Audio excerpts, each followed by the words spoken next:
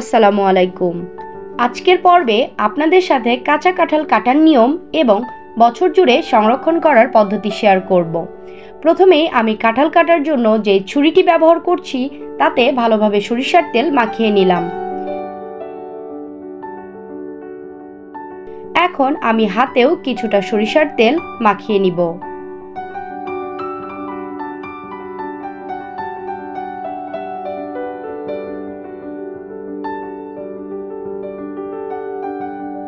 প্রথমেই আমি কাঁঠালের বোটার অংশটি কেটে নিলাম।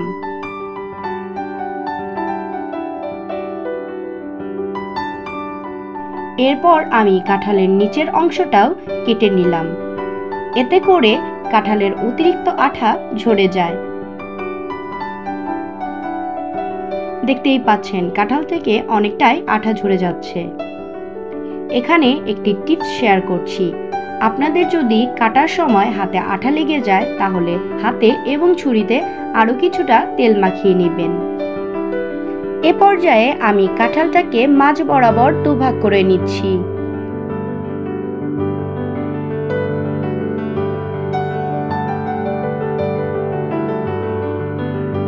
এবার ফালি করা একটি অংশকে আবারও দুটো অংশে ভাগ করে নিলাম।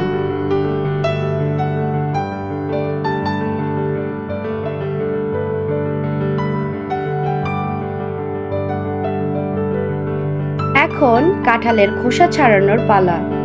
কাঁঠালের অংশটি লম্বালম্বিভাবে বসিয়ে রেখে আপনারা সহজেই খোসা ছাড়িয়ে নিতে পারবেন। এখানে আসলে বলার মতো কিছুই নেই, আপনাদেরকে ভিডিওটা দেখেই বুঝে নিতে হবে। এইভাবেই আমি কাঁঠালের সমস্ত খোসাটাকে ছাড়িয়ে নিচ্ছি।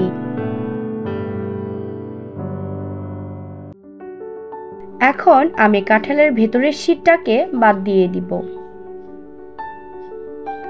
আপনারা ঠিক ভিডিওতে যেমন করে দেখাচ্ছি ঠিক একইভাবে কাঁঠালের শীটটাকে বাদ দিয়ে দিবেন।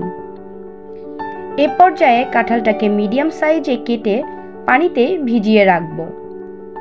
এতে করে কাঁঠালটা কালচে হয়ে যাবে না এবং ভিতরের কষটাও অনেকাংশে বেরিয়ে আসবে। এইভাবে ঠিক একই প্রসেসে আমি বাকি কাঁঠালটুকুও কেটে নিচ্ছি। আপনারা আপনাদের পছন্দ মতো শেপে কেটে নিতে পারেন। এ পর্যায়ে আমি কাঁঠালগুলোকে খুব ভালোভাবে ধুয়ে নিলাম। যারা সারা বছর কাঁঠালটি সংরক্ষণ করে রাখতে চান তাদেরকে এখন সেই পদ্ধতি শেয়ার করব। প্রথমে সামান্য হলুদ মিশিয়ে নিলাম। এরপর চুলার আঁচটা মিডিয়াম রেখে সিদ্ধ করে নিব ঠিক 10 মিনিটের জন্য।